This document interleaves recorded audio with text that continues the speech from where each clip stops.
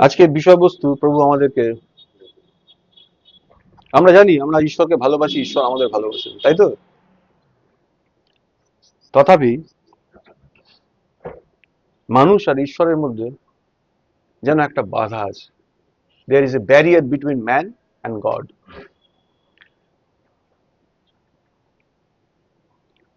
মানুষ ফলেন হবার আগে, মানে মানুষ পতিত হবার আগে, তার সঙ্গে ঈশ্বরের সুনির্দিষ্ট মধুর সম্পর্ক ছিল। অর্থাৎ মানুষ পতিত হওয়ার পর শুধু ঈশ্বরের সঙ্গে তার একটা বাধাই সৃষ্টি হয়নি, একটা ডিস্টেন্স, একটা দূরত্ব তৈরি হয়েছিল। মূলত মানুষ এদেন উদ্যানে ঈশ্বরের সামনে বাস করত এবং মানুষের সঙ্গে ঈশ্বরের একটা মুখোমুখি সম্পর্ক ছিল, ফেস টু ফেস রিলেশনশিপ, আমরা জানি। তখন মানুষ আর ঈশ্বরের মধ্যে কোনো বাধা, কোনো অবস্ট্রাকশন, কোনো ডিস্টেন্স, কোনো দূরত্ব ছিল না। কিন্তু পতনের পর বহু বিষয় মানুষের মধ্যে প্রবেশ করে গেল।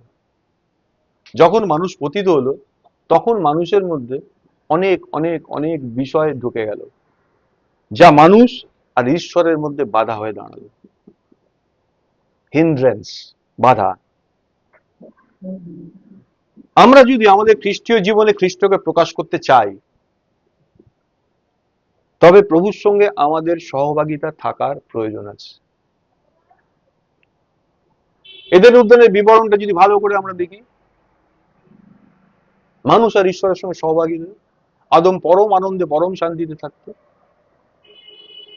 তার জীবনে একটা মাধুর্য ছিল, তার জীবনে সদা আনন্দ ছিল, ছিল না? আর সে তার মধ্যে দিয়ে ঈশ্বরের মহিমা, ঈশ্বরের গৌরব প্রকাশিত হল। পরবর্তীকালে আমরা যিশুর ক্ষেত্রে জানি যিশুর সঙ্গে ঈশ্বরের কিরম সম্পর্ক ছিল। আমার পিতা যা করেন আমাকে দেখান। কথাগুলো শুনি, আমার পিতা যা করেন, যে আমাকে দেখেছে সে পিতাকে দেখেছে। পিতা যা কিছু করেন আমি সেইগুলি করি।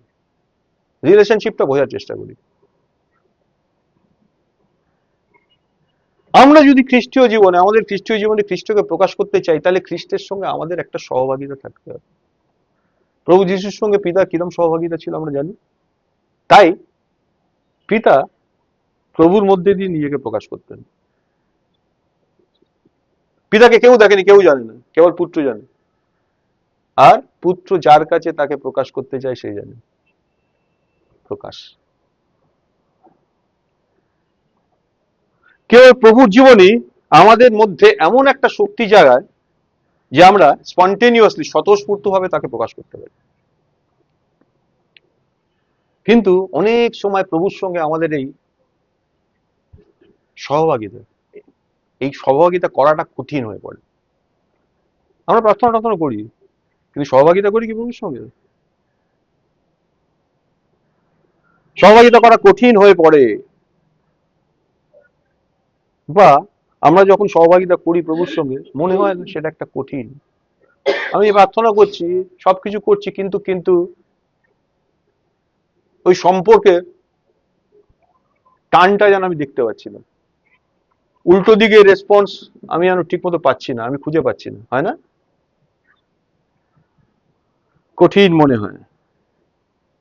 কারণ, এটার কারণ কি? কারণ বহু ব্যক্তি, বহু ঘটনা আমাদেরকে প্রভুর থেকে দূরে সরিয়ে দেয়।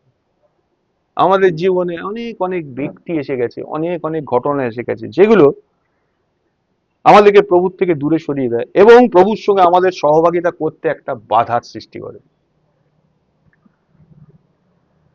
দেখো, ঈশ্বর এদেন উদ্যানে জীবন বৃক্ষ, সদাসৎ জ্ঞান বৃক্ষ স্থাপন করেছিলেন, আমরা জানি। নতুন নিয়মে আমরা যদি দেখি, জন 21:15 প্রভু পুনরুত্থানের পর শিষ্যদের কাছে এসেছিলেন, আর শিষ্যদের কাছে এসে পিতরকে কি বলেছিলেন? জোনার পুত্র শিমন, তুমি কি আমাকে ভালোবাসো? যখন পিতর আর যিশুর কথোপকথন হচ্ছে, তখন পিতর আর যিশু ছাড়া সেখানে কে ছিলেন? হ্যাঁ, ছিল। পিতর আর যিশু ছাড়া সেখানে ছিল সমুদ্র, ছিল নৌকো, ছিল জাল, ছিল, ছিল না? যিশু বলছিলেন, এই যে সমস্ত কিছু তোমার সামনে রয়েছে, তুমি কি এই সবের থেকে আমাকে বেশি ভালোবাসো? তাহলে প্রভু কি করছিলেন? পিতরের সামনে থাকা মাছ, জাল, সমুদ্র এসবের সঙ্গে নিজের তুলনা করছিলেন, কম্পেয়ার করছিলেন। এইভাবে প্রভু প্রায় আমাদের ও তার মধ্যে অনেক বিষয়কে নিয়ে আসেন, প্রভু নিয়ে আসেন, প্রভু স্থাপন করেন, যাতে দেখা যায় আমরা সেই বিষয়টার থেকে প্রভুকে বেশি ভালোবাসি কিনা। প্রভু নিয়ে আসেন। জোনার পুত্র শিমন, তুমি এই সবকিছুর থেকে কি আমাকে ভালোবাসো, অধিক ভালোবাসো? কেন প্রভু এটা করেন? কারণ আমি ভালোবাসি কি না সেটা কেবলমাত্র তুলনার মাধ্যমেই বোঝা যায়। যখন বলা হয় তুমি কি আমাকে ভালোবাসো, হ্যাঁ তোমায় ভালোবাসি। যখন বলা হয় তুমি কি আমাকে এইটার থেকে বা এইগুলোর থেকে বেশি ভালোবাসো, প্রশ্নটা তখন আসে। তাহলে প্রকৃত ভালোবাসি কি ভালোবাসি না সেটা যতক্ষণ না তুলনামূলক বিচারের মধ্যে আসে ততক্ষণ সেটা বোঝা যায় না।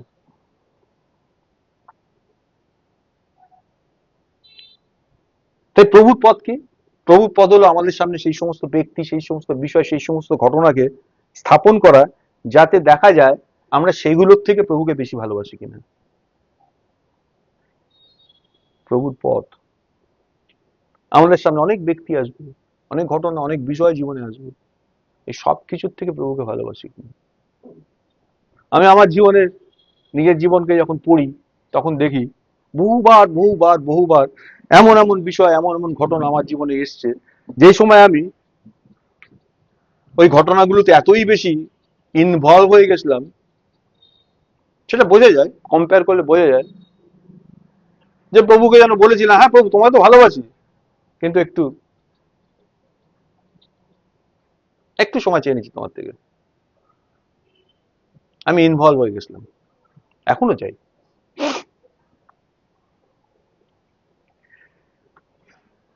দেখো, মানুষ উদাসীন ভাবে জীবনযাপন করতে পারে না। কোনো মানুষ নেই পৃথিবীতে, হ্যাঁ যাহার চলে গেল, মুখে এরম বলে, অনেকে বলে, কিন্তু কোনোদিন কোনো মানুষ এই উদাসীন ভাবে জীবনযাপন করতে পারে না। কারণ মানুষের মধ্যে একটা ভালোবাসার আকাঙ্ক্ষা আছে, সব মানুষের মধ্যে। ঈশ্বর সেভাবেই তৈরি করেছেন। ঈশ্বর মানুষকে এইভাবে সৃষ্টি করেছেন যাতে মানুষ ঈশ্বরকে ভালোবাসে, যাতে মানুষ ঈশ্বরকে ভালোবাসে। তাই মানুষ কখনো উদাসীন থাকতে পারে না, সে সর্বদা ভালোবাসার জন্য কিছু একটা খোঁজে, সব সময় কিছু একটা খোঁজে যাকে সে ভালোবাসতে পারে। তাই ঈশ্বর নিজেই মানুষের ভালোবাসার বিষয় হয়ে মানুষের কাছে এলেন।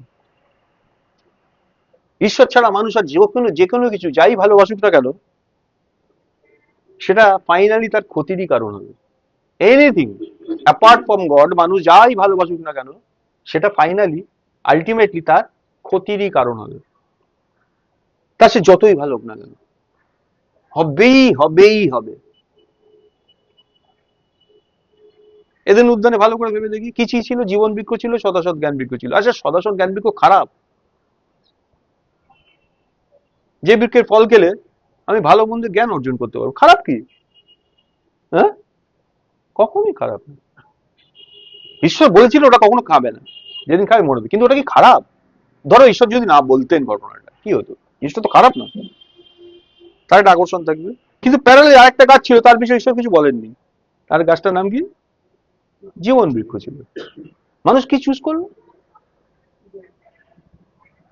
মানুষ যখন ঈশ্বর ছাড়া অন্য যাই কিছু ভালোবাসুক না কেন, সে যতই ভালো হোক না কেন, ফাইনালি সেটা তার ক্ষতির কারণ হবে।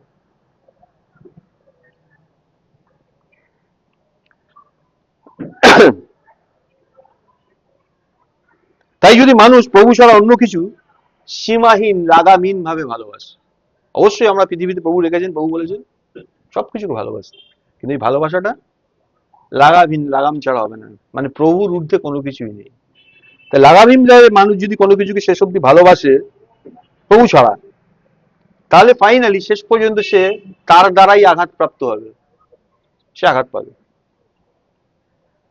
কেবল ঈশ্বরকে ভালোবাসা, ঈশ্বরের কাছে আসা এবং ঈশ্বরকে আমাদের আনন্দ হিসাবে গ্রহণ করা আমাদের কোনো ক্ষতি করে না, কোনোদিন কোনো ক্ষতি করে না। বরং ঈশ্বরকে ভালোবাসা সবকিছুর থেকে উত্তম, সবকিছুর থেকে বেস্ট, সবকিছুর থেকে শ্রেয়। আমাদের উচিত ঈশ্বরকে পারমিশন দেওয়া, ঈশ্বরকে অনুমতি দেওয়া, যেন ঈশ্বর আমাদেরকে নিয়ন্ত্রণ করেন। কোনো কোনো বিষয় না, সব বিষয়ে। প্রভু এই নয়, আমি ভালো মন্দের প্রভেদ জানি না, আমি কোনোটাই জানি না, আমি কি ঠিক কি ভুল জানি না, কি করতে হয় কিভাবে চলতে আমি জানি না। তুমি আমাকে কঠোর ভাবে নিয়ন্ত্রণ করো। ঈশ্বরকে অনুমতি দাও, প্রভু আমাকে নিয়ন্ত্রণ করো।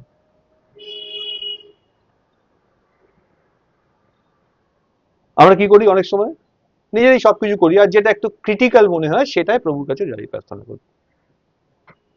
প্রভুর কাছে জানতে চাই, প্রভু এটা কি করা ঠিক, প্রভু আমাকে গাইড করো, আমাকে দেখো।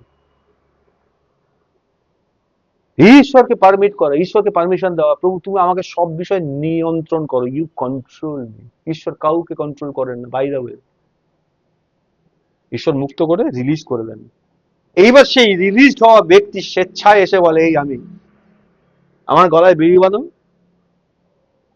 আমাকে বলগাপুরি চালাও, ছেড়ে দিও না, আমি তোমার নিয়ন্ত্রণাধীন থাকতে চাই। বলি আমরা? আমরা সবাই জানি আমাদের ঈশ্বরকে ভালোবাসা উচিত, উচিত না? কিন্তু অনেক সময় মনে হয় আমরা তাকে ভালোবাসতে পারি না।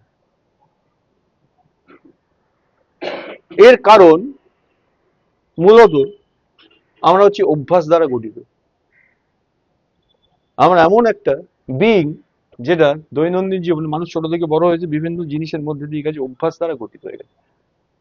বাইবেল পড়ি, প্রার্থনা করি, মনে হয় ঈশ্বরকে ভালোবাসি, মনে হয়, তাই না? ঈশ্বরকে ভালোবাসি না ভালোবাসি না?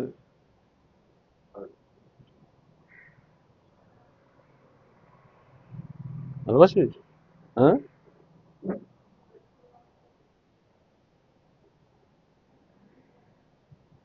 ঈশ্বর যদি বলেন, রঞ্জনের পুত্র তাতান, তুমি কি আমাকে ভালোবাসো? রঞ্জনের পুত্র তাতান, তুমি যা যা প্ল্যান গুলো করেছো, যে পদ্ধতিগুলো তুমি অবলম্বন করছো, যেটা তুমি পরিকল্পনা করেছো, সেগুলোর থেকে কি তুমি আমাকে অধিক ভালোবাসো? হ্যাঁ। পিতর উত্তর দিয়েছিল, আপনি জানেন প্রভু।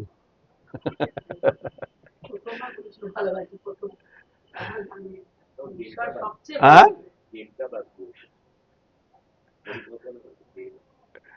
আমরা বলি ভালোবাসি, আমরা বিশ্বাসও করি ভালোবাসি, দ্যাটস অ্যান হ্যাবিট, এটা একটা অভ্যাস। দেখো, যদি আমরা কোনো বিষয় বা কোনো ঘটনার মধ্যে বারবার পরিচিত হই, তুমি সিম্পল বাড়ির থেকে বেরোবে, বেরিয়ে রোজ তুমি অফিস যাও বা স্কুল যাও বা কলেজ যাও, আর তোমার বাড়ির উল্টো দিকে একটা বাড়ি আছে, সে বাড়িতে একটা ছোট্ট, কি বলবো, গোল্ডেন রিট্রিভারের বাচ্চা কিনবে, একটা সুন্দর কুকুরছানা, ছোট্ট বাচ্চা, ছোট্ট। আর তুমি যখন যাও, গিলে ফাঁকে মুখ বাড়ি থাকে, তুমি একটু করে চলে যাও, একদিন, দুদিন, 3 দিন, 4 দিন, ও আস্তে আস্তে বড় হচ্ছে, কিছুদিন বাদে দেখবে তুমি ওকে ভালোবাসতে শুরু করছো, ও বড় সড়ো হয়ে গেছে, তাই না? হ্যাঁ? একদিন তুমি যাচ্ছ, ও নেই সেদিন গেটে, তুমি তোমার কাজে চলে গেলে তোমার মনটা একটু খচখচ খচখচ করবে, ওকে দেখতে পেলাম না। এটা অভ্যাস, দিস নট লাভ। এটা কি? তুমি ভাবছো তুমি ভালোবাসো, এটা অভ্যাস। ঠিক একইভাবে ঈশ্বরকে ভালোবাসাটা আমরা অভ্যাস করে ফেলি, ওটা আমাদের একটা অভ্যাস। আমরা বাইবেল পড়ি, প্রার্থনা করি, বুঝতে পারছি কি বলছি?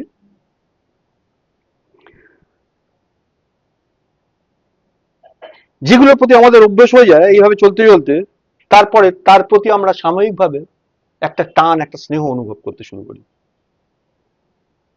অভ্যাস। এই অভ্যাসটা যখন দৃঢ় থেকে দৃঢ়তর হয়, সত্যি সত্যি ভালো হয়, তার প্রতি একটা আকর্ষণ জন্মায়, যদি সত্যি সত্যি হয় তাহলে কি হবে, তারপর আমরা তার বিষয়ে চিন্তা করতে শুরু করবো। যখন এই অভ্যাসটা রিয়েল ভালোবাসা কনভার্টেড হবে, কি হবে, যখন তাকে দেখতে পাচ্ছি শুধু না, তার অ্যাবসেন্সও তার বিষয়েই চিন্তা করি। তাকে যখন দেখতে পাচ্ছি না, তার বিষয়েই ভাবি, তার বিষয়ে চিন্তা করি। আর স্বতঃস্ফূর্ত ভাবে যখন এটা ঘটতে থাকে, তখন তার তত বেশি করে তার প্রতি টান অনুভব করবে। ঈশ্বরের ক্ষেত্রে এটা প্রযোজ্য। ঈশ্বরকে ভালোবাসাটা এরকম। যখন ঈশ্বরের সঙ্গে চলছি, প্রার্থনা করছি, বাইবেল পড়ছি, ভালো লাগছে। যখন করছি না, অন্য কাজে আছি, টান একটা হচ্ছে, কখন ফিরে যাবো, কখন করবো, কখন দেখবো, কখন বসবো। আর এটা চলতে চলতে শেষ পর্যন্ত ঈশ্বরকে আমাদের ভালোবাসা থামাতে পারবো না। I can't stop loving you, একটা গান আছে ইংরেজিতে, সেটা ঈশ্বরকে নিয়ে নয় যদিও, কিন্তু আমার গানটা খুব ভালো লাগে। আমি তোমাকে আমার ভালোবাসা থামাতে পারবো না, তোমার প্রতি আমার ভালোবাসা আমি থামাতে পারবো না। এভাবে ঈশ্বর আমাদের মধ্যে এবং আমাদের সব পরিস্থিতিতে প্রবেশ করে যাবেন। যখন কন্টিনিউয়াসলি আমাদের মধ্যে এই ফিলিংটা আছে, তখন ঈশ্বর কি করবেন? ঈশ্বর আমাদের মধ্যে সমস্ত পরিস্থিতি ঈশ্বর ঢুকে যাবেন, ঈশ্বর ইন্টারভেন করবেন সবকিছুতে, যাতে তিনি আমাদের সব দিক থেকে নিয়ন্ত্রণ করতে পারেন। যখন আমরা ঈশ্বরকে সবকিছুর থেকে ভালোবাসি, তখন ঈশ্বর সবকিছুর মধ্যে আমাদের মধ্যে ঢুকবেন, আমাদের সবকিছু ব্যাপারে ঈশ্বর নাক গলাবেন। বুঝতে পারছো কি বলছি আমি? আর তখনই তিনি এই সব কিছুর মধ্যে থেকে আমাদের নিয়ন্ত্রণ করবেন। যেই জিনিসগুলোর থেকে আমি ঈশ্বরকে একটু কম ভালোবাসি, বা যেই জিনিসগুলোকে ঈশ্বরের থেকে বেশি ভালোবাসি, সেই জিনিসগুলোর ব্যাপারে ঈশ্বর আমাকে নিয়ন্ত্রণ করবেন না।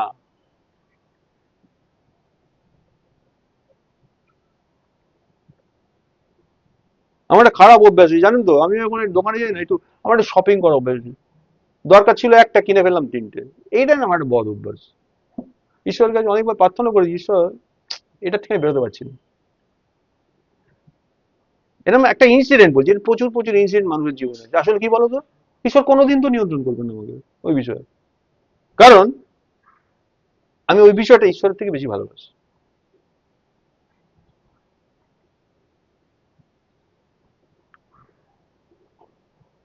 বাস্তবে রিয়েলিটিতে ঈশ্বরের কাছে আসা ও তাকে ভালোবাসার এমন একটা জীবনযাপন করতে হলে আমাদের প্রত্যেকদিন চারটে কাজ করতে হবে। We have to do 4 simple task every day. চারটে কাজ কি কি? প্রথমত আমাদেরকে ঈশ্বরের সঙ্গে কথা বলতে হবে, এটাই প্রার্থনা। We have to talk to god, এটাই প্রার্থনা। আর সকালে ঘুম থেকে উঠে এটাই আমাদের প্রথম কাজ হওয়া উচিত। সিম্পল, ঘুম থেকে উঠে যখন চোখটা খুলে যায় কি হয়? আগের দিন রাত্রি যখন ঘুমোই, পরের দিন মানে এটা মনে হয় যে সকালবেলা উঠে হয়তো আমার চোখ খুলবে না, সকালবেলা উঠে আমি তো সূর্যটা দেখতে পাবো না, মনে হয় কি কোনোদিন রাত্রি শুতে যাওয়ার আগে? একদিনও মনে হয় না। হ্যাবিট, অভ্যাস, জানি তো সকালবেলা উঠবো আর এটা স্বাভাবিকভাবেই হবে। বুঝতে পারছো আমি কি বলতে চাইছি?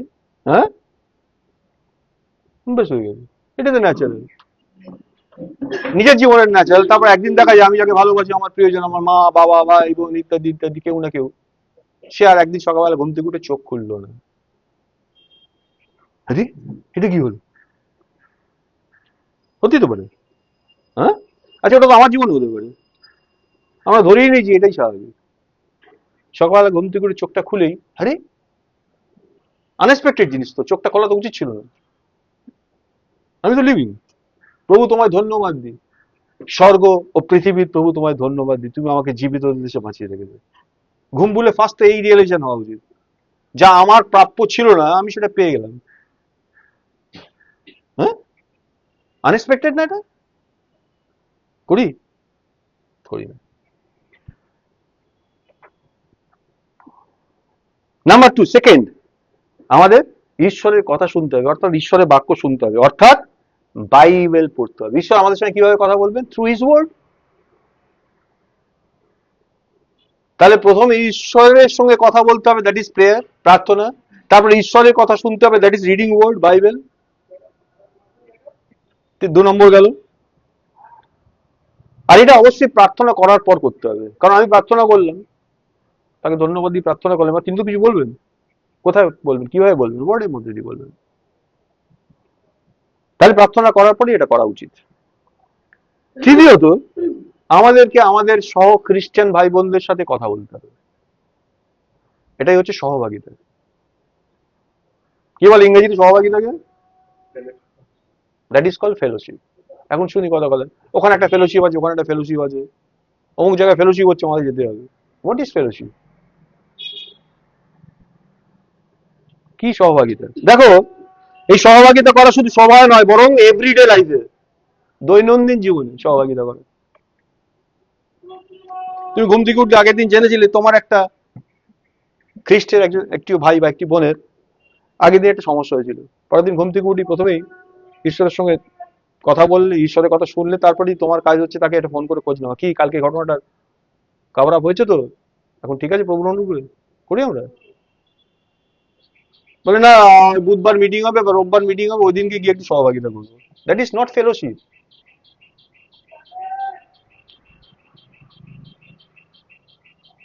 আর নাম্বার 4, আমাদেরকে অবিশ্বাসীদের সঙ্গেও কথা বলতে হবে। That is call preaching of gospel, সুসমাচার প্রচার করা। এই দৈনন্দিন জীবনে এই 4টে কাজ আমাদের করতে হবে। ঈশ্বরের কাছে আসা, ঈশ্বরকে ভালোবাসা, ঈশ্বরের জীবনযাপন করার এই 4টে বিষয়। কি? ঈশ্বরের সঙ্গে কথা বলা, ঈশ্বরের কথা শোনা, খ্রিস্টদের সহভাই বোনদের সঙ্গে ফেলোশিপ করা, তাদের সঙ্গে কথা বলা, এবং যারা খ্রিস্টকে জানে না, জগতের লোকদের সঙ্গে কথা বলা। তাদের সঙ্গে কি কথা বলবো? জানেন তো বাজারে জিনিসপত্রের দাম আগুন হয়ে গেছে, এই কথা? না না না না। কি কথা বলবে? জীবনের বাক্য যাবে। তোমার মধ্যে সেই জীবন আছে, তুমি যেখানে যাবে তোমার মধ্যে দিয়ে জীবন স্ফুরিত হবে।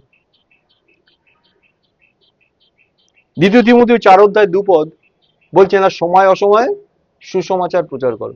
কথাটা লেখা আছে সময় অসময়, অলওয়েজ। তার মানে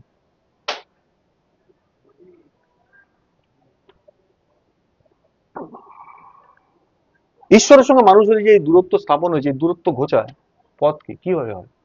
দেখো, ওল্ড টেস্টামেন্টে আমরা যদি দেখি, অল্টার বা বেদি ঈশ্বর আর মানুষের মধ্যে এই দূরত্বটাকে, এই বাধাটাকে, ঈশ্বর আর মানুষের মধ্যে ডিস্টেন্স তৈরি হয়, সে বাধাটাকে দূর করে দেয়। দূর করে দিয়ে কি করে? অল্টারের মাধ্যমেই আবার ঈশ্বরের কাছে মানুষকে আসতে সক্ষম করে। ওল্ড টেস্টামেন্টে আমরা ঈশ্বরের সঙ্গে মানুষের সহভাগিতা, ঈশ্বরের সঙ্গে মানুষের ফেলোশিপের একটা ছবি দেখতে পাই।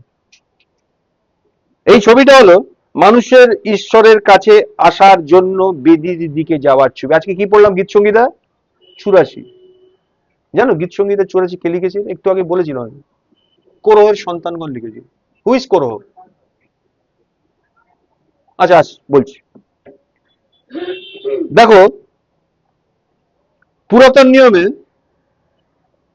বা ওল্ড টেস্টামেন্টের সময় ঈশ্বরের বেদি ছিল সেই স্থান যেখানে ঈশ্বর ছিলেন, যেখানে ঈশ্বর থাকতেন বা ঈশ্বরকে আবিষ্কার করতো, সেখানে বেদি স্থাপন করতো। তাহলে বেদি হচ্ছে সেই স্থান যেখানে ঈশ্বর ছিলেন। যদি কেউ ঈশ্বরের কাছে আসতে চাইতো, তবে তাকে বেদির কাছে যেতে হতো। ওল্ড টেস্টামেন্টে আমরা দেখেছি। তাই কেবল যারা বেদিতে আসতো, কেবল যারা অল্টারে আসতো, তারাই ঈশ্বরের সঙ্গে মিট করতে পারতো, ঈশ্বরের সঙ্গে সাক্ষাৎ করতে পারতো। বাইবেল প্রায় ঈশ্বরের এই পরিত্রাণ সম্পর্কে না ভবিষ্যৎবাণী আর প্রতীক ব্যবহার করে, সিম্বল অ্যান্ড প্রফেসি ইউজ করে। বাইবেলে যদি আমরা দেখি, বেদি হলো ক্রুশের প্রতীক। What is altar? Altar is a replica of cross. বেদি হলো ক্রুশের প্রতীক, যা মানুষ আর ঈশ্বরের মধ্যে থাকা যে ডিস্টেন্সটা, যে বাধাটা, সেটাকে দূর করে দিতে পারে। বাইবেল আমাদের কি শিখিয়েছে? আর তিনি ক্রুশের ওপরে সমস্ত শত্রুতাকে পেরেক দিয়ে লোককে দূর করে দিল। জানো, ঈশ্বরের সঙ্গে মানুষের যে দূরত্ব তৈরি হয়েছিল, যে ডিস্টেন্স তৈরি হয়েছিল, যে বাধা ছিল, সেটাকে তিনি দূর করে দিয়েছেন। কোথায়? ক্রুশেতে বিজয় যাত্রা করে।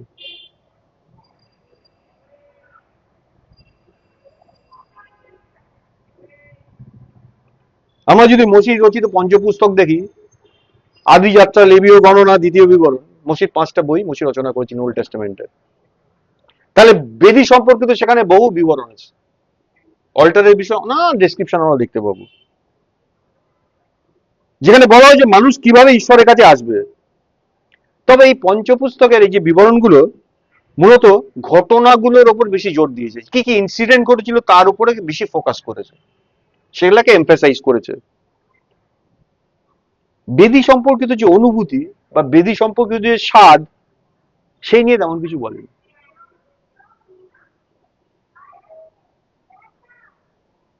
অধিকাংশ মনোরম বিষয়, যেগুলো খুব সুদিং, যেটা খুব ভালো লাগে। মনোরম বিষয় কিরকম হয়? মধুর হয়, সুইট হয়, তাই না? আমরা বলি সুইট মেমোরিজ, বলি সেটা কি মুখে খেয়ে মিষ্টি লাগে? তা না, তার মানে এই সুইটটা মানে কি? মধুর।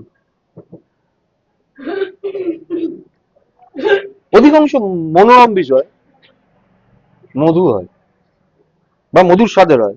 আর এই মধুর স্বাদ মানুষের ইমোশনের সাথে, মানুষের আবেগের সাথে গভীরভাবে যুক্ত। গীত সঙ্গীতে কিছু এক্সপিরিয়েন্স পার্সন, কিছু অভিজ্ঞজন তাদের বেদির অভিজ্ঞতার এই মধুর স্বাদকে প্রকাশ করেছেন। তারা এক্সপিরিয়েন্স করেছেন এই অল্টারের বিষয়, আর তারা সেটাকে প্রকাশ করেছেন। যদি গীত সঙ্গীতে 43 অধ্যায় 4 পদ বল আমরা দেখি, সেখানে লেখা আছে, আমি ঈশ্বরের বেদির কাছে আবো, ঈশ্বরের সান্নিধ্যে, যিনি আমার সব আনন্দের উৎস। আমি ঈশ্বরের বেদির কাছে যাব, তার মানে that is the presence of god, যেখানে আমার সব আনন্দ আছে। যখন মানুষ বেদির কাছে আসে, তখন সে অতিশয় আনন্দের ঈশ্বরের কাছে আসে। ঈশ্বর কেমন? অত্যন্ত আনন্দের একটি বিষয়, তার কাছে আসে। এই যে গীত সঙ্গীতে চলেছি আমরা পড়লাম, গীত সঙ্গীতের চুরুচিতে কৌরব সন্তানরা বেদি সম্পর্কে তাদের অনুভূতি প্রকাশ করেছেন। তোমার বেদিতে, আমি সহজ ট্রান্সলেশনটা বলছি, তোমার বেদিতে চড়ুই পাখিও আশ্রয় খুঁজে পেয়েছে।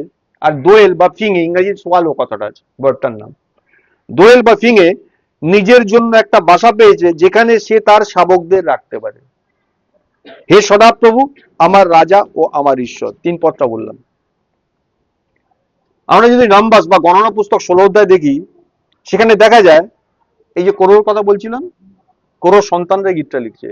এই কোরো তার অনুগামীরা ঈশ্বরের এগেইনস্টে রেবেল করেছিল।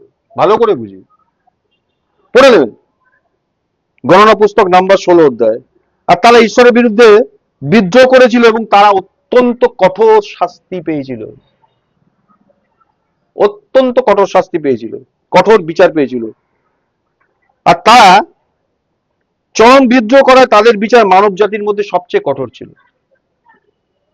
লেখা আছে, কোরো সেই সময় মোশি এবং হারুনের বিরুদ্ধে বচসা করলো এবং আরো 4 জন অধিপতিকে সঙ্গে নিল, দলের লোকজন, এবং তাদের সঙ্গে যুক্ত হলো বেশ কিছু লোক। তারা মোশির বিরুদ্ধে বিদ্রোহ করলো যে তোমরা কেন আমাদের উপরে খবরদারি করছো। ফাইনালি আমরা জানি ঈশ্বর তাদেরকে কি ভয়ঙ্কর শাস্তি দিয়েছিলেন। ঈশ্বর বলছিলেন ওদের মধ্যে থেকে সরে যাও। ওরা এবং যত লোক এই বিষয়টা করেছে, এই রিবেলটা করেছে, তাদের সঙ্গ থেকে সরে যাও, কারণ তাদেরকে আমি এমন শাস্তি দেবো যেটা সমস্ত পৃথিবী কেঁপে উঠবে। মোশে বলেছিলেন সাধারণ মানুষ যেভাবে মরে সেইভাবে যদি ওদের মৃত্যু হয়, তাহলে ঈশ্বর আমাকে বলেননি এই বিষয়টা। কিন্তু ওদের মৃত্যুটা যদি অন্যরকম ভয়াবহ ভাবে কিছু হয়, তাহলে প্রমাণ হয়ে যাবে that is the judgment of God. আর লেখা আছে, মোশির কথা শেষ হওয়ার সঙ্গে সঙ্গে ওরা, ওদের সন্তান শুদ্ধ, ওদের তাবু, ওদের লোকজন পরিজন, সো এভরিথিং, ভূমিকম্পে মাটি ফেটে গিয়ে তার মধ্যে ঢুকে গেল। পড়ে নেবে গণনা পুস্তক। আর এই গীতটা কে লিখছে? সেই কোরহের জেনারেশন, কোরহের সন্তান। এর মধ্যে ইম্পর্টেন্স আছে, এর মধ্যে গুরুত্ব আছে।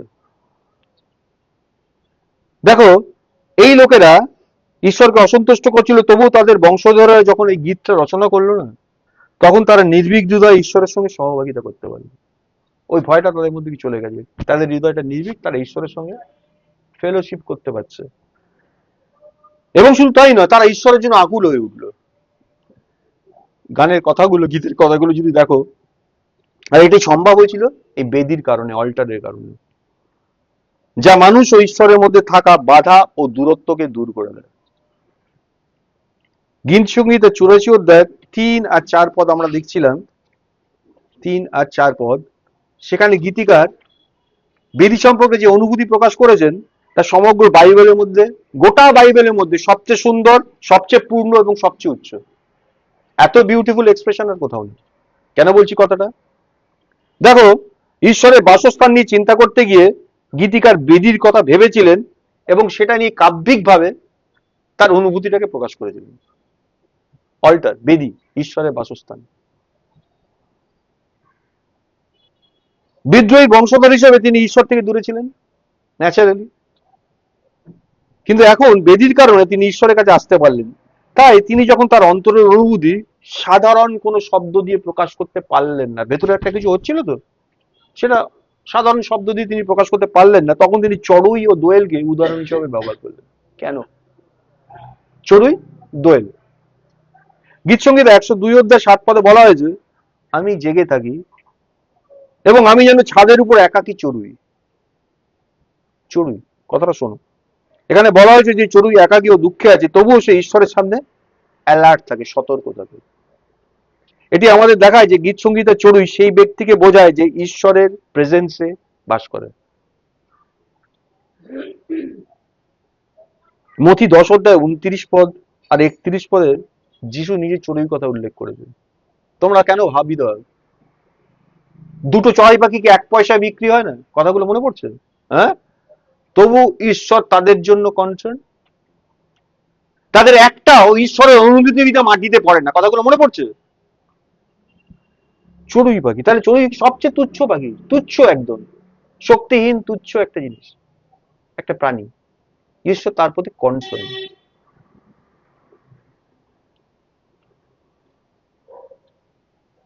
তার মানে চড়ুই বলতে সেই ব্যক্তিদের বোঝায় যারা ঈশ্বরের প্রেজেন্সে বা ঈশ্বরের উপস্থিতিতে বাস করে। আমরা যদি জিরোমিও তার 8 অধ্যায় 6 থেকে 7 পদ দেখি, সেখানে লেখা ছিল, আমি মনোযোগ দিয়ে শুনেছি, তারা সঠিক কথা বলেনি, কেউ তার দুষ্টতার জন্য অনুতাপ করে না। বলছেন জেরেমিয়া, আমি মনোযোগ দিয়ে শুনেছি, তারা কেউ সঠিক কথা বলে না, কেউ তাদের দুষ্টতার জন্য, উইকেটনেসের জন্য রিপেন্ট করে না, অনুতাপ করে না। বলেন আমি কি করেছি? প্রত্যেকে নিজের পথে চলে যায়। ঠিক আছে, বদারই করে না, নিজের পথে চলে যায়। আর কেমন ভাবে যায়? যেন যুদ্ধের দিকে ছুটে চলা ঘোড়া। বিবরণগুলো ভালো করে বোঝার চেষ্টা করো। দেখো বলছে, তারপরে আকাশের সারসও তার নির্দিষ্ট নিয়ম জানে। যে ক্রেন সারস উড়ে যায় না, আমরা বলি পরিযায়ী পাখি, বছরের নির্দিষ্ট সময় কয়েক হাজার কিলোমিটার পাড়ি হয়ে একটা জায়গা থেকে একটা জায়গায় আসে। এখনো বিজ্ঞানী ধরতে পারে না এত ভালো, এত নির্ভুল কম্পাস ওরা কিভাবে তৈরি করেছে, তাই না? বলছে আকাশের সারসও তার নির্দিষ্ট সময় জানে। আর ঘুঘু, ফিঙে ও ময়না তাদের আগমনের সময়কে মানে, কোন সময় আসতে হবে।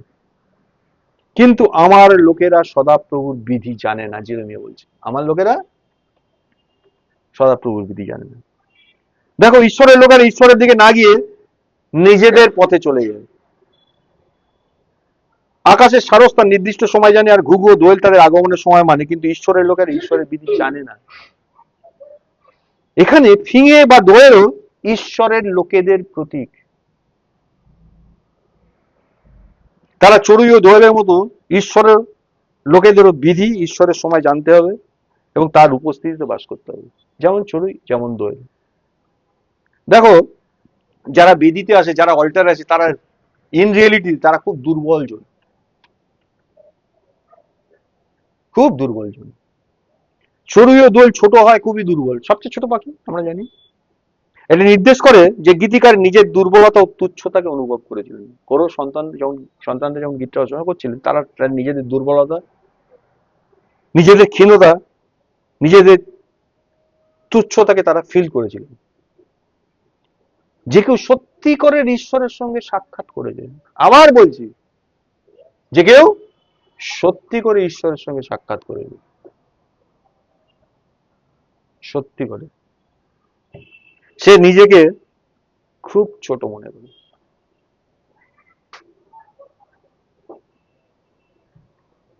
তার মানে যখন আমি নিজেকে কিছু মনে করি, আসলে আমি ঈশ্বরের সঙ্গে সাক্ষাৎ করিনি।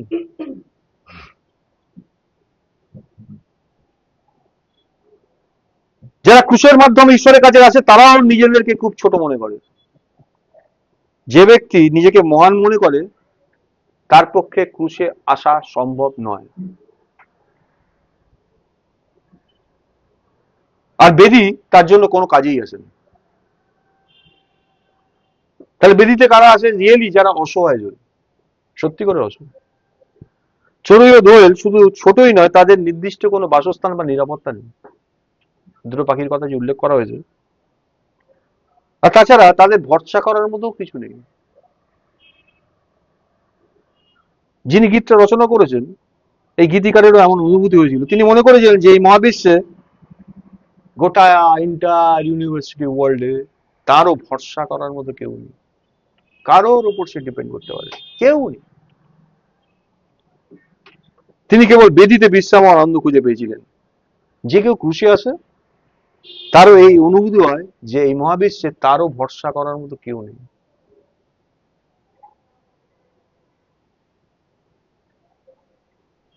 যখন এই অনুভূতিটা বাদ দিয়ে তুমি বা আমি বেদিতে বা ক্রুশের কাছে আসি, এই অনুভূতিটা বাদ দিয়ে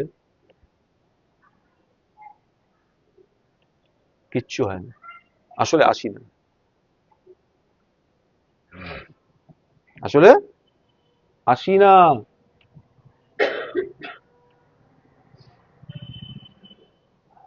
যদি কেউ মনে করে যে তার ভরসা করার মতো কেউ বা কিছু আছে, তবে তার কাছে ক্রুশের স্থান হারিয়ে যায়। সে ক্রুশের যে প্রকৃত স্বাদ, প্রকৃত অনুভূতি, সেটাকে সে হারিয়ে ফেলে। তাহলে ক্রুশের একটা স্বাদ আছে, ক্রুশের একটা অনুভূতি আছে, জানো? টের পেয়েছো কোনোদিন? হ্যাঁ, ক্রুশের স্বাদ, ক্রুশের একটা অনুভূতি, ফিলিংস।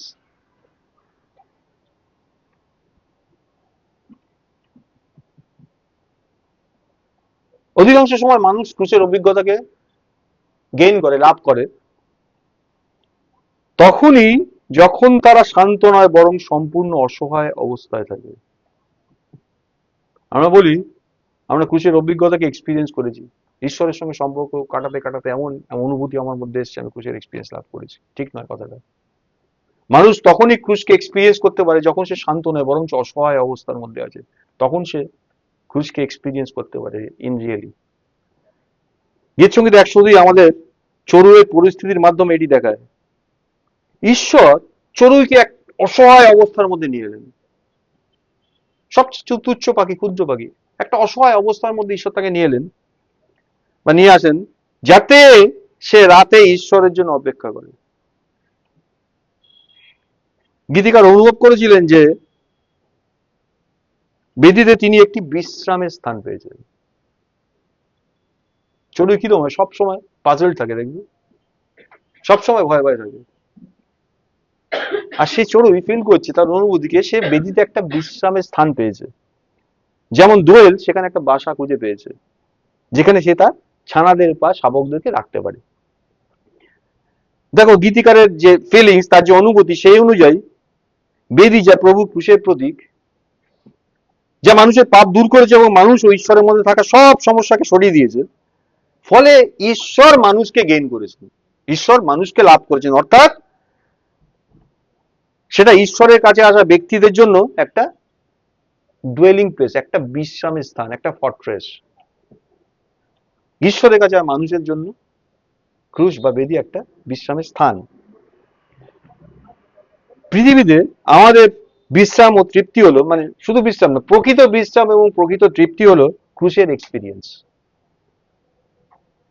যখন আমরা ক্রুশের অভিজ্ঞতা লাভ করি, তখন ক্রুশ আমাদের বিশ্রামের স্থান হয়ে ওঠে। তাই পাপের সঙ্গে মোকাবিলা করা, স্যাক্রিফাইস করা, উৎসর্গীকরণ করা এবং আমাদের ভাঙা, এই ভাঙার কাজে ক্রুশের ভূমিকা হলো আমাদের তৃপ্তি ও বিশ্রাম দেওয়া, যাতে আমরা একটা মধুর অনুভূতি পাই। এই কাজগুলো যখন আমাদের জীবনে ঘটে, তখন আমরা একটা মধুর অনুভূতি পাই। কারো কারো জীবনে কি হয়, যে কিছু যখন ঘটে তারা দুঃখিত হয়, কেন আমার জীবনে এসব ঘটছে, তাই না? আর কারো কারো জীবনে ওইটাই একটা মধুর অনুভূতি আনে। That is the experience of cross. সে ক্রুশের কাছে এসছে, সে ক্রুশের কাছে থাকছে, সে এই বেদিতে স্থান নিয়েছে। যে স্থান নেয়নি তার কাছে ওটা শাস্তি, এটা বার্ডেন, এটা কষ্ট। বুঝতে পারছি? তাই এটাই হচ্ছে খ্রিস্টানের প্রকৃত বিশ্রাম। দ্বিতীয়ত আমরা যদি দেখি, বেদি হলো আত্মিক জীবনের বৃদ্ধির একটা স্থান। স্পিরিচুয়াল যে গ্রোথ, তার একটা প্লেস হচ্ছে এই বেদি। চড়ুইয়ের গুরুত্ব কি? তার অসহায়তা আর তার তুচ্ছতা। একটা ছোট্ট চড়ুই পাখি, তার গুরুত্ব, সে অসহায়, সে তুচ্ছ। দোয়েলের গুরুত্ব হলো তার ছানাদেরকে বাসায় রাখা। এটা প্রিন্সিপালিটিসের ব্যাখ্যা। এটা আমাদেরকে বোঝায় যে যারা আমরা অপেক্ষাকৃত তরুণদেরকে, ইয়াংদেরকে যত্ন নিই, কেয়ার করি, নতুন যারা প্রভুর পথে আসে, আমাদের মধ্যে যারা তাদের যত্ন নেয়, সেটা জীবনে বৃদ্ধি লাভের প্রতীক। সলোমনের সংস অফ সলোমন, সলোমনের পরম গীতে 1:8 প্রভু তার অনুসারীদের বলেছিলেন তারা যেন তাদের ছোট ছাগলদের রাখালদের তাঁবুর কাছে নিয়ে গিয়ে চড়ায়। তারা যেন, তোমরা তোমাদের ছোট ছাগলদের ওই রাখালদের তাঁবুর কাছে চড়াও। সলোমনের পরম গীত 1:8 পড়ে দেখবে। এটি গীত সঙ্গীতের 84 সঙ্গে মিলে যায়, যেখানে বলা হয়েছে যে আমরা নিজেরা শুধু বেদিতে বিশ্রাম পাই না, বরং সেখানে আমরা আমাদের শাবকদেরও রাখতে পারি। ঠিক আছে? অর্থাৎ আত্মিক জীবনে বৃদ্ধি লাভের জন্য। দেখো, সুসমাচার প্রচারের মাধ্যমে আমাদের উচিত আমাদের শাবকদেরকে রাখা, অর্থাৎ পাপীদের খ্রিস্টের ক্রুশের কাছে নিয়ে আসা, যাতে আত্মিক সন্তান উৎপন্ন হয়। গীত সঙ্গীতের 84:4 বলা হয়েছে, ধন্য তারা যারা তোমার গৃহে বাস করে।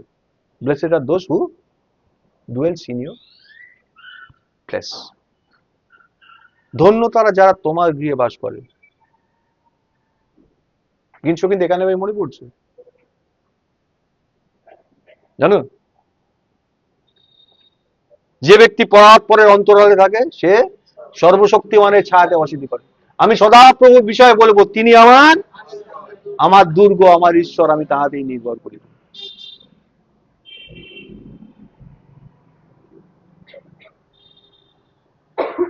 গীত সংহিতা 84:3 বলা হয়েছে বেদির কথা, 4 বলা হয়েছে ঈশ্বরের গৃহের কথা। এর মানে হলো কেবল যারা বেদিতে আসে তারাই শুধু ঈশ্বরের গৃহে প্রবেশ করতে পারে, অন্যরা নয়। এবার যদি আমরা নতুন নিয়ম দেখি, নতুন নিয়মে বেদি হলো সেই ক্রুশ।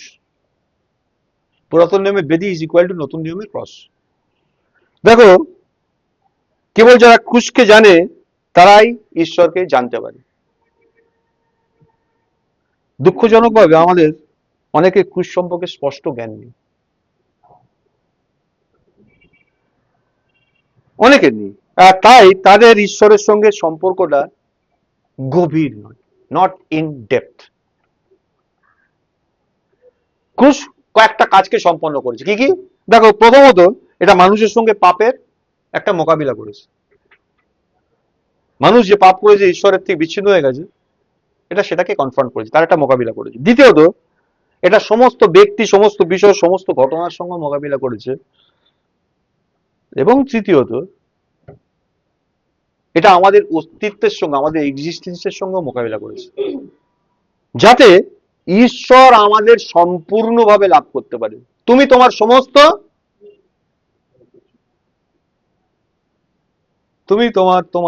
সমস্ত মন, সমস্ত প্রাণ, সমস্ত শক্তি দিয়ে তোমার ঈশ্বর সদাপ্রভুকে প্রেম করবে। কি কি জিনিসকে অ্যাড্রেস করছে বুঝতে পারছি আমরা? তাহলে এই তিনটে জায়গাতেই সেটা আমাদেরকে ডিল করেছে, যাতে ঈশ্বর সম্পূর্ণভাবে আমাদের এন্টায়ার এন্টিটি, আমাদের সম্পূর্ণ সত্তাকে লাভ করতে পারে। ক্রুশ এটা করেছে। যে কেউ ক্রুশের কাজের মধ্যে দিয়ে গেছে, সে দুটো ফল লাভ করবে, তার দুটো রেজাল্ট পাবে।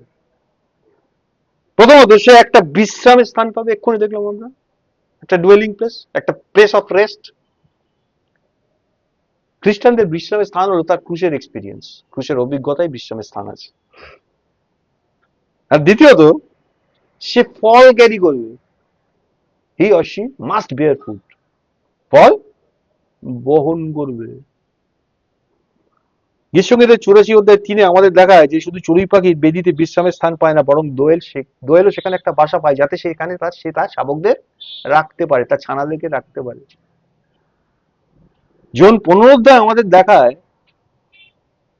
যে ফল বহন করতে গেলে শাখাগুলোকে ক্রুশের মধ্যে দিয়ে যেতে হয়।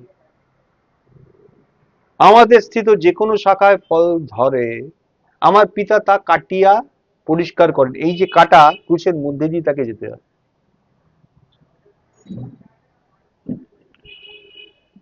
ক্রুশের অভিজ্ঞতা ছাড়া কোনো ফল ধরে না।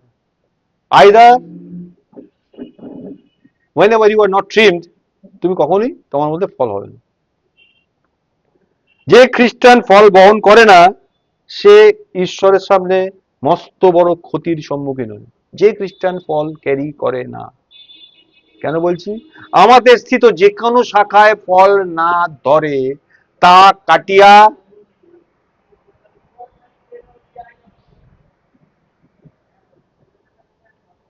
এটা অত্যন্ত সিরিয়াস ইস্যু। ফল, বিয়ারিং ফ্রুটস। আচ্ছা, খ্রিস্টানরা কিভাবে ফল ক্যারি করে, কিভাবে ফল বহন করে? গীতসংগীতের 84 এবং জোন 15 পরস্পরের সঙ্গে রিলেটেড, পরস্পরের সঙ্গে যুক্ত। গীতসংগীতের 84-তে এক্সাম্পল হিসাবে প্রাণীদেরকে ব্যবহার করেছি। পাখিদের দেখলাম আমরা, আর এই প্রাণী বা পাখিদেরকে খ্রিস্টান হিসাবে দেখানো হয়েছে গীতসংগীতে 84-তে। অর্থাৎ আমরা চড়ুই আর দোয়েলের মতো তুচ্ছ ও অকেজো। সংসারে আমরা তুচ্ছ, সংসারে আমরা অকেজো। প্রকৃত খ্রিস্টানরা পৃথিবীর চোখে এমন। যখন তুমি পৃথিবীর চোখে, জগতের চোখে কিছু বা কেউ, you are not a real Christian. জগতের চোখে।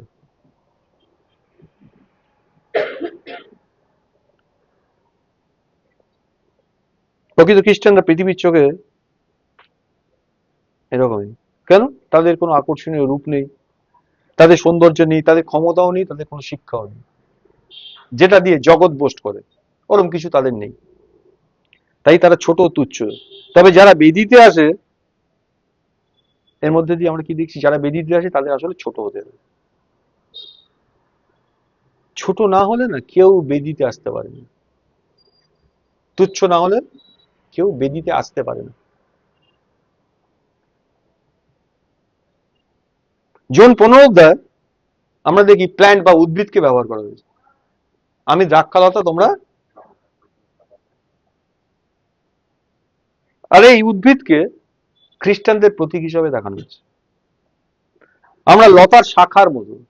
একটা লতা, তার গাছের শাখা হয় না, পরবর্তীকালে শাখাটা যখন কাজ শেষ হয়ে যায়, সেটা কিন্তু কোনো কাজে লাগে না, জানো তো? ওটা দিয়ে কাঠ হয় না। লতানে গাছের শাখায় কোনো কাঠ হয় না, কোনো কাজের নেই। ঠিক যেমন দোয়েল, চড়াই তুচ্ছ, দ্রাক্ষা লতার শাখাও একইভাবে তুচ্ছ।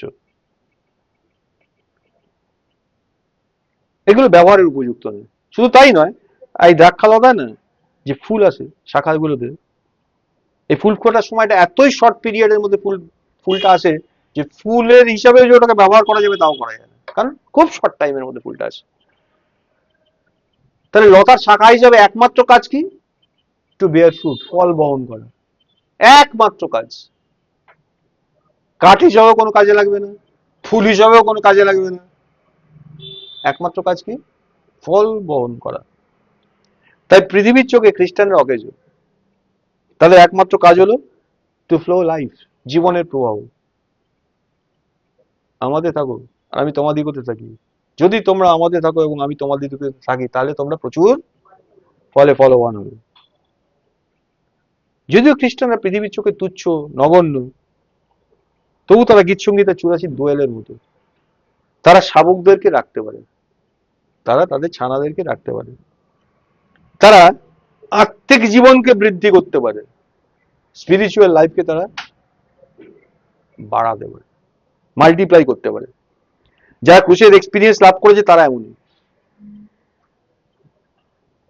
তারা অকেজো মনে হয়, তবু তারা অন্য খ্রিস্টান উৎপন্ন করতে পারে। এমনি ভাবে দেখলে মনে হয় এ কি কাজ করবে, কি কাজে লাগবে? আসলে তারা অন্য খ্রিস্টান, তারা ফল বহন করছে, তারা অন্য খ্রিস্টানকে উৎপন্ন করতে পারে। এটা জোন 15 অধ্যায় লতার শাখার মতো।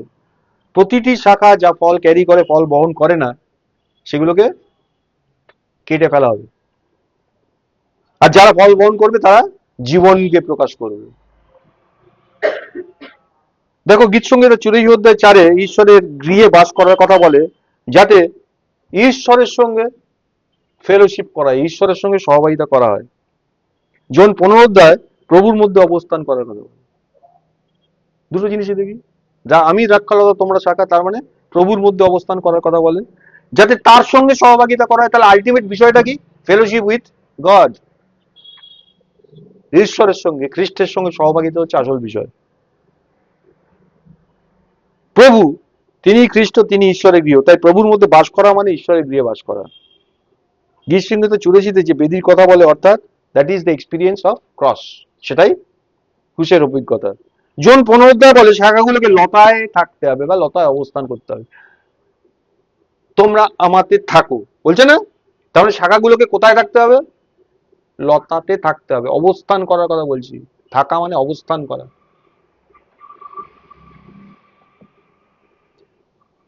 আমাদের প্রভুর সঙ্গে মিলনের উপর জোর দেয় এই কথাগুলো। এগুলো আমাদের আত্মিক অভিজ্ঞতার দুইটি প্রান্ত, যা খ্রিস্টীয় জীবনের সবচেয়ে মূল্যবান অভিজ্ঞতা। তুমি কি খ্রিস্টান? তুমি কি খ্রিস্টান? বলে আমি খ্রিস্টান। কি অভিজ্ঞতা, কি এক্সপিরিয়েন্সেস বলতে পারবে না? প্রভু আমাকে কাজ করেছেন, ও কাজ করেছেন, আমার জীবনে অনেক কাজ করেছেন, তাই না? আমাদের, আমি যে খ্রিস্টান তার প্রমাণ কি? আমাদের খ্রিস্টান তো, প্রমাণ কি? বলো, হোয়াট ইজ দ্য প্রুফ?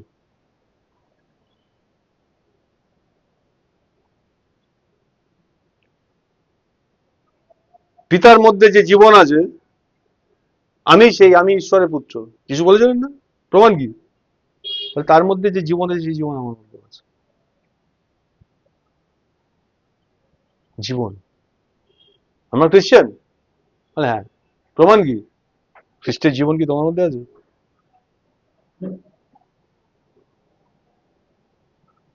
জীবন থাকলে কি থাকবে? আমি তাকে যে জল দেবো, সেই জল এমন জল, কি করবে সেই জলটা? প্রবাহিত হবে, অ্যাবান্ডান্ট সাপ্লাই, প্রবাহিত হবে, জীবন বয়ে যাবে। আর জীবন বয়ে যাচ্ছে তার প্রমাণ কি? আমাদের স্থিত, আমাদের থাকো, তাহলে তোমরা প্রচুর, জীবন থাকলে তার প্রমাণ ফল থাকবে। তাহলে এইগুলো খ্রিস্টের সঙ্গে মিলনের উপর জোর দেয়। এটা আমাদের আত্মিক অভিজ্ঞতার দুটো দিক, একটা দড়ির যেরকম দুটো দিক থাকে, দুটো প্রান্ত।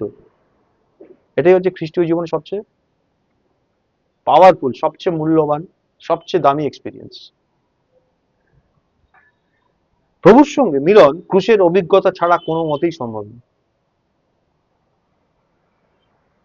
প্রকৃত মিলনের জন্য ক্রুশের অভিজ্ঞতা প্রয়োজন আছে। আমরা যদি ক্রুশের প্রকৃত অভিজ্ঞতা লাভ করি বা লাভ করতে চাই, তবে আমাদেরকে প্রভুর পুনরুত্থানের শক্তির সঙ্গে যুক্ত হতে হবে। কোন শক্তির সঙ্গে? প্রভুর পুনরুত্থানের শক্তি। এটা আমরা পড়েছি বাইবেলে, টের পেয়েছি। What is the power of resurrection? Anybody? প্রভুর পুনরুত্থানের শক্তি।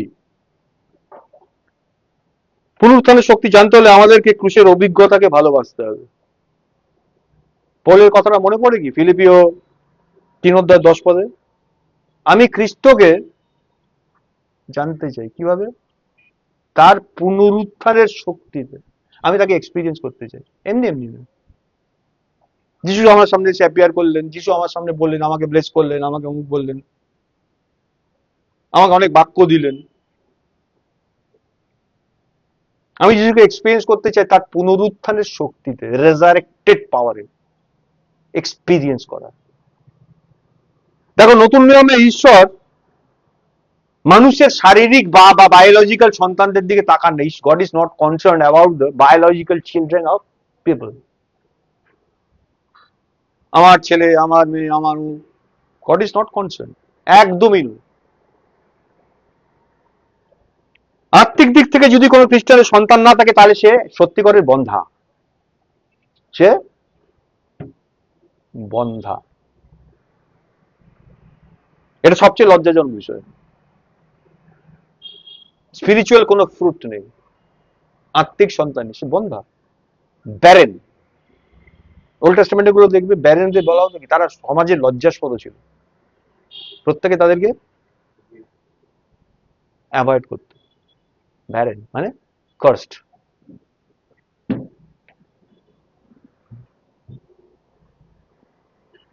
গীতসংগীত এক অধ্যায় বলে যে ঈশ্বরকে ভয় করা ব্যক্তি সেই গাছের মতো, সেই বৃক্ষের তুল্য। আমরা জানি তো গীতসংগীত এক, ধন্য যারা, হ্যাঁ, যে দুষ্টদের মন্ত্রণায় চলে না, পাপীদের পথে দাঁড়ায়, নিন্দকদের সবাই বসে না, কিন্তু তার ব্যবস্থা সে জলস্রোতের তীরে রোপিত এমন বৃক্ষের সদৃশ্য যা যথাসময়ে, যার পত্র কখনো, মনে পড়ছে কথাগুলো, সে জলস্রোতের তীরে রোপিত এমন বৃক্ষের সদৃশ্য। তাই গীতসংগীত এক বলে যে ঈশ্বরকে ভয় করা ব্যক্তি, যে ঈশ্বরকে ভয় করে, সেই গাছটার মতো যে যথা সময় ফল দেয়। ফল এমন একটা বিষয় যেটা থাকবেই। প্রকাশিত বাক্য 22 অধ্যায় বলা হয়েছে যে নতুন জেরুজালেমে যে জীবন বৃক্ষ থাকবে, ওই নদীর পাশ দিয়ে বয়ে গেছে দুধারে জীবন বৃক্ষ, তা প্রতি মাসে ফল দেবে লেখা আছে। পড়ে দেখবে, ফল, ফ্রুট। জীবনের প্রমাণ হচ্ছে ফল। ঈশ্বরের কাছে গুরুত্বপূর্ণ হলো ফল বহন করা, অর্থাৎ গ্রোথ অফ লাইফ, জীবনের বৃদ্ধি। আমি অনেক জ্ঞান অর্জন করছি, আমি অনেক শিখছি, এটা প্রমাণ করে না যে ঈশ্বরের জীবনকে আমি এক্সপিরিয়েন্স করেছি। যদি ঈশ্বরের জীবনকে আমি এক্সপিরিয়েন্স করি, তার মানে ঈশ্বরের সঙ্গে আমার মিলন হয়েছে, আমার মিলিত হয়েছে। আর যদি মিলন হয়, ডেফিনেটলি ফল উৎপন্ন হবে, তাই না? বোঝা যাচ্ছে আমি কি বলতে চাইছি? What is the experience of cross, বুঝতে পারছি? দেখো, জন 15 অধ্যায় আমাদের দেখায় যে আমাদের প্রভুর মধ্যে অবস্থান করা এবং প্রভুর আমাদের মধ্যে অবস্থান করার উদ্দেশ্য হলো ফল বহন করা। আমরা প্রভুতে থাকি এবং প্রভু আমাদের থাকবে। উদ্দেশ্য কি? যেন তোমরা প্রচুর ফলে ফলবান হও। What is the objective? আমি প্রভুতে থাকবো, প্রভু আমাদের থাকবেন। উদ্দেশ্য কি? ঈশ্বর কি চাইছেন? যেন ফল থাকে, প্রচুর ফল হয়। That is the objective. তোমরা আমাদের, আমি তোমাদের থাকি, যেন তোমাদের সামনে আর কোনো সমস্যা না আসে, তোমার সব সমস্যা জয় করে বেরিয়ে যাবে। লেখা আছে কোথাও? আমরা কনসার্ন আমাদের সমস্যা নেই, আমরা কনসার্ন আমরা প্রভুর কাছে এসেছি, আমরা কি পাবো। প্রভু, আমি তো আপনার জন্য সবকিছু ছেড়ে দিয়েছি, আমি কি পাবো?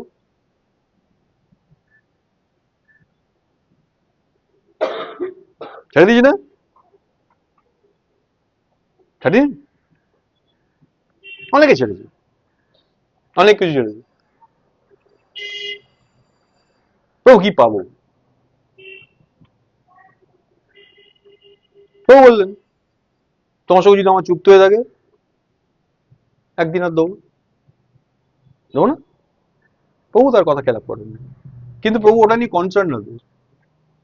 যখন দুজন দুজন করে প্রভু পাঠাচ্ছিল ওদেরকে, শিষ্যদেরকে, আর তারা গ্রামে গ্রামে ঘুরে এসে বলছে, প্রভু জানেন আপনার নামে কি কি হয়েছে? Miracles and wonders. মানে তারা চমকে চমকে উঠছে। একটা বোবা এসছে তাদের কাছে, দুজন দুজন করে শিষ্যদের কাছে, আর যিশু বলে দিয়েছে, আমি তোমাকে অথরিটি দিচ্ছি।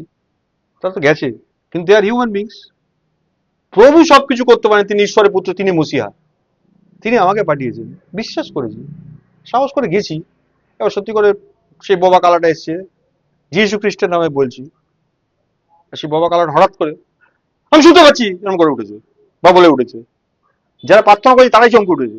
হবে না? ভালো করে ভেবে দেবো, হ্যাঁ, কারণ তারা তো যিশু নয়।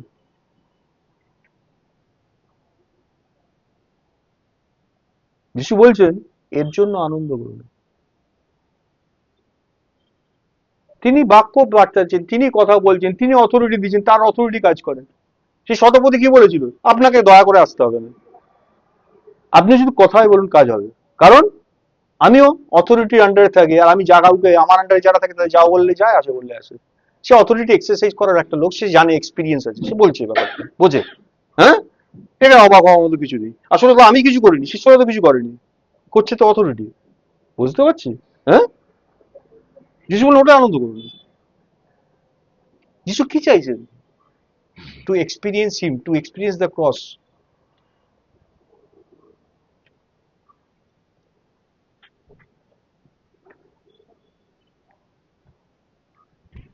তাহলে ঈশ্বরের কাছে গুরুত্বপূর্ণ হলো বিষয় কি? ফল বহন করা, অর্থাৎ জীবনের বৃদ্ধি। আমরা দেখেছি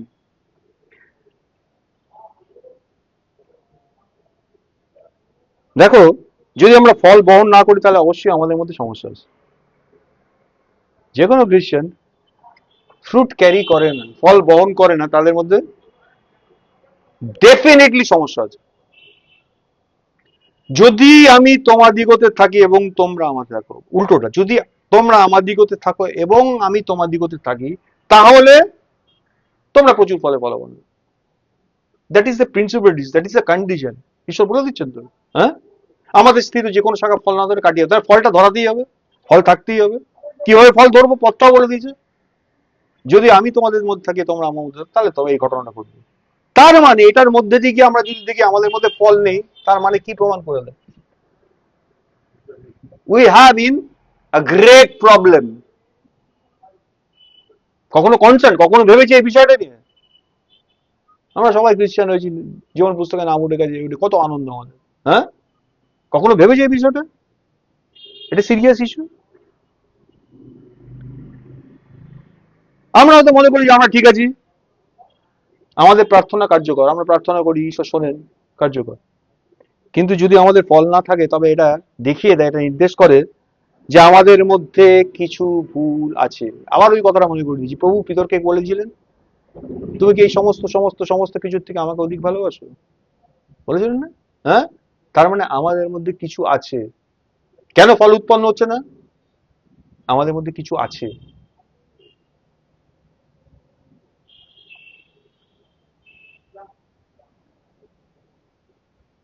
দেখো পিতরকে কি কথাটা বলেছিলেন, জোনার পুত্র শিমন, তুমি কি আমাকে ভালোবাসো? ও উত্তরে বলেছিল, হ্যাঁ ভালোবাসো। তারপরের কথাটা কি এসেছিল? আমার মেষেদের চড়াও, ফল আলটিমেটলি আসবে ঘুরে ফিরে। প্রভুর একটাই উদ্দেশ্য, ঈশ্বরের একটাই উদ্দেশ্য, টু বেয়ার ফ্রুটস, ফল বহন করে। যদি সলোমনের পরমগীত আমরা যেটা দেখলাম 1 অধ্যায়, সেখানে বলছে যে কেউ প্রভুকে ভালোবাসে, এটা প্রুভ তার অধীনে ছোট ছাগল থাকে, অর্থাৎ হি অর শি বেয়ার্স ফ্রুট। তাহলে যে ব্যক্তি ফল বহন করতে চায়, তাকে একদিকে প্রভুর সঙ্গে সহযোগিতা করতে হবে, যাতে প্রভুর জীবন দ্বারা সে পূর্ণ হতে পারে। এই জন্য প্রভুর সঙ্গে তাকে সহযোগিতা করতে হবে, এবং প্রভুর প্রাচুর্যময় জীবনকে সে যেন রিসিভ করতে পারে, সে যেন গ্রহণ করতে পারে। অন্যদিকে তাকে ক্রুশের অভিজ্ঞতাকেও লাভ করতে হবে এবং ভাঙতে হবে। ক্রুশের অভিজ্ঞতা লাভ করা মানে নিজেকে ভেঙে যাওয়া। কখন আমি ক্রুশের কাছে আসি? যখন আমি সত্যি করে ভগ্ন হই। নিজেকে ভাঙতে হবে যাতে প্রভুর জীবনটা কন্টিনিউয়ালি প্রবাহিত হতে পারে। দেখো, ভাঙা ছাড়া জীবনের প্রবাহ সম্ভব নয়। তুমি তোমার বাড়িতে অনেক জিনিস রেখে দিয়েছো, বা একটা কন্টেনারের মধ্যে অলরেডি তুমি কিছু রেখেছো, সেখানে অন্য কিছু তুমি রাখতে পারবে না, তাই না? তাহলে ভেঙে গেলে কি হয় জানো? ভেঙে গেলে একটা গ্লাসের মধ্যে কিছু রেখেছো, কিছু প্রবাহ করবে? জল রেখেছো, প্রবাহিত হবে না। খালি গ্লাস, কিছুই প্রবাহ হবে না। শুধু জল রাখা আছে, কিছুই প্রবাহ হবে না, আছে জল। কিন্তু তুমি গ্লাসটা যদি ফাটিয়ে দাও, তুমি যখন জল দেবে কি হবে? হ্যাঁ, সেটা কি বলছে? তাহলে জল নেই। যিশু বলছে আমি যে জল দেবো, সেটা উৎসটা এমনই, সেটা কখনো শেষ হয় না। তার মানে তুমি ভেঙে গেছো। ভালো করে বোঝো, তুমি গ্লাস, তুমি ভেঙে গেছো। আর যিশু তোমাকে যে জল দিচ্ছে, সে কখনো শেষ হয় না। তাহলে কন্টিনিউয়াস জল পড়ছে, আর তুমি ভেঙে গেছো বলে জলটা বেরোচ্ছে কন্টিনিউয়াসলি। প্রবাহটা বুঝতে পারছি? না ভাঙলে প্রবাহ হয় না। আমরা ঈশ্বরের থেকে যা পেয়েছি আটকে রেখেছি।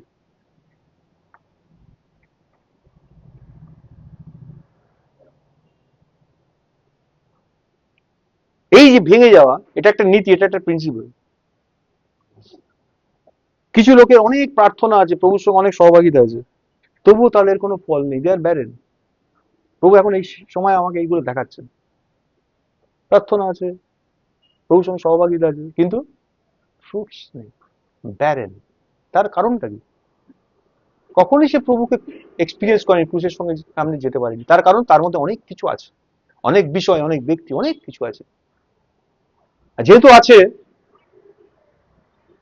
পরম গীতটা এই জন্য আমার খুব ভালো লাগে, এই সময় লাগে যখন আমার মধ্যে কিছু থাকে, আমার প্রিয় ঘরের দরজা থেকে বেরিয়ে চলে গেল, আমাকে গ্রহণ করেন না, জানো কি?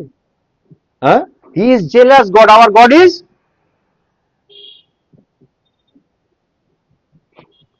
আর যদি তিনি আমাকে গ্রহণ না করেন, কি করে ফল উৎপন্ন হবে? মিলন তো হচ্ছে না, তাই ফল নেই। Very simple. তাহলে ফল নেই, তার কারণ তারা ভাঙা হয়নি। পল গালাতীয়দেরকে একটা কথা বলেছিলেন, গালাতীয় 4 অধ্যায় সম্ভবত 18-19 পদে কি বলেছিলেন? আমি তোমাদেরকে নিয়ে পুনরায় প্রসব যন্ত্রণা ভোগ করছি, যাবৎ তোমাদের মধ্যে বা তোমরা খ্রিস্টের মতো না হও, অর্থাৎ খ্রিস্ট তোমাদের মধ্যে বিল্ড আপ না হয়। খ্রিস্ট তার উপাদানগুলো প্রতিদিন আমাদের মধ্যে দিচ্ছেন, উদ্দেশ্য কি? আমাদের মধ্যে তিনি বিল্ড আপ হবে। পৌল লিখছেন, এত কিছু ইম্পার্ট করার পরেও আমি তোমাদেরকে নিয়ে পুনরায় প্রসব যন্ত্রণা ভোগ করছি, কারণ তোমাদের মধ্যে ওই স্ট্রাকচারটা গড়ে উঠছে না, খ্রিস্ট তোমাদের মধ্যে গঠিত হচ্ছে না। যদি কেউ ভাঙা না হয় তবে তার কোনো ফল হবে না। যে ব্যক্তি ভাঙা হয়েছে সে কেমন? সে জলের মতো, তাকে যেখানেই রাখবে সে সেখান থেকে ফ্লো করবে। তার কোনো রূপ নেই, তার নিজস্ব কোনো রূপ নেই, তার কোনো আকার নেই। যেখানে রাখবে সে সেখানেই মানিয়ে নিতে পারবে, সেই শেপটাকে সে ধারণ করতে পারবে। সে যেখানেই থাকবে, রাখবে, যেখানে তাকে পথ করে দেবে সেখানেই সে ঢুকে যাবে, সেখানেই সে প্রবেশ করে যাবে, যাবে না? জল। আর যখনই সে এইটা করতে পারবে, মানে অর্থাৎ তার মধ্যে দিয়ে তখনই জীবন প্রবাহিত হবে। হালেলুয়া। প্রভু আমাদের প্রত্যেককে ভালোবাসেন। যত দিন, যত সময় শেষের দিকে চলে আসছে, প্রভুর আগমনের সময় এগিয়ে আসছে, আর প্রভু এই বিষয়গুলো তুলে আনছেন, আমাদের দুর্বলতার জায়গাগুলো প্রভু দেখিয়ে দিচ্ছেন। তার তো এক্সপেকটেশন, তিনি আমাদের জীবনে প্রভুর ইম্পর্টেশন, তার ইনভেস্টমেন্ট। আমি যদি বাণিজ্যিক ভাবে দেখি, প্রভুর ইনভেস্টমেন্ট, প্রভু এত কিছু করছেন আমাদের জীবনে, রিটার্ন কি? আর তিনি তার নিজের জন্য এক বৃহৎ প্রজামণ্ডলী প্রস্তুত করছেন, রিটার্ন কি? কি তৈরি হচ্ছে? বলে না, আমরা খাইছি পড়ছি, ঈশ্বরের অনুগ্রহে লাভ করে ঘরে শুয়েছে। এর জন্য প্রভু তৈরি করেছেন তার প্রজামণ্ডলী, তার কিংডম। দুঃখের বিষয়, তাই তো? সকাল বুড়ি চান টান করছি, গোপে একটু সেন্ট দিয়ে চার্চে আসছি, আর প্রভু ধন্যবাদ করি, প্রভু এই বয়সেও শরীর সুস্থ রেখেছো, থ্যাংক ইউ লর্ড। ভালো কথা, প্রভু ভালোবাসে, এটা তার প্রমাণ। কিন্তু প্রভু তো এটা চাননি। প্রভু এটা চেয়েছেন, কি চেয়েছেন? যেন আমরা ফল বহন করি। বহু বছর আগে আমাদের গীর্জনে গান হতো, আমায় ডাকো ডাকো ডাকো যিশু হে, ক্রুশের আরো সন্নিধায়, দেহ আমায় আমায় আমায় যিশু হে, তব কুক্ষি দেশে স্থান, প্রার্থনাতে পাই কত আনন্দ, যখন শুনি তব রব। প্রাণের পালক মন শুনেছেন সদাই আমার কাতর উক্তি সব, আমায় ডাকো ডাকো ডাকো প্রভু হে, ক্রুশের আরো সন্নিধায়, দেহ আমায় আমায় আমায় প্রভু হে, তবু কুশি দেশে স্থান। মঙ্গলময় প্রভু, তোমায় ধন্যবাদ দিই, তোমারই গৌরব করি, তোমার প্রশংসা করি। হ্যাঁ প্রভু, তোমার এই ক্রুশের এক্সপিরিয়েন্স, ক্রুশের অভিজ্ঞতা জানি না প্রভু কিভাবে ব্যক্ত করতে হয়, কিন্তু যদি এই ক্রুশের কাছে না থাকি, যদি তোমার বেদিতে না থাকি, যদি ভগ্ন না হয়, তাহলে প্রথম কথা হচ্ছে তোমার বেদিতে আসতে পারবো না। আর যখন ভগ্ন হয় তোমার বেদিতে আসি, তোমার ক্রুশের কাছে থাকি প্রভু, তোমায় বলি, হ্যাঁ প্রভু এই আমি, আমাকে সম্পূর্ণ অধিকরণ করো, আমাকে নিয়ন্ত্রণ করো, শুধু কোনো কোনো বিষয় না, কিন্তু সর্ব বিষয় যেন আমার মধ্যে তোমার ফল দেখা যায় আমাদের প্রত্যেকের জীবনে। প্রভু এই প্রার্থনা হোক।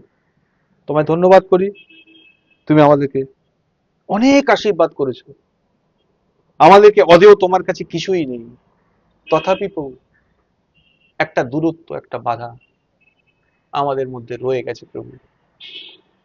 আমরা এখনো আমাদের জীবনে তোমার থেকে কোনো বিষয় বা কোনো ব্যক্তি, তার কোনো বস্তু অধিক ভালোবাসি, আর তুমি আমাদের জীবনে সেগুলোকে স্থাপন করো প্রভু, এই তুলনাটা দেখাবার জন্য। জোনার পুত্র শিমন, তুমি এই সমস্ত কিছু থেকে কি আমাকে অধিক ভালোবাসো? তাই প্রভু আজকে তুমি আমাদের সামনে এই জিনিসটা, এই চ্যালেঞ্জটা রেখেছো, আমরা কি এই সমস্ত কিছুর থেকে তোমাকে অধিক ভালোবাসি? আর যদি উত্তর হ্যাঁ হয়, তারপরেই তুমি বলো আমার মেজদের চড়া ফল উৎপন্ন করো। প্রভু তোমায় ধন্যবাদ দিই, আমাদেরকে ব্লেস করো, আশীর্বাদ করো, যেন আমরা প্রকৃতই তোমার সে প্রজা হতে পারি, যাদের চড়ানিতে ক্ষুদ্র ছাগল, ছোট মেষ থাকবে। আমাদের প্রত্যেকের জীবন দ্বারা তোমার গৌরব, তোমার মহিমা প্রকাশিত হোক, আর এই পৃথিবীতে তোমার রাজ্য বৃদ্ধি হোক। যিশু নামে প্রার্থনা চাই, আমেন।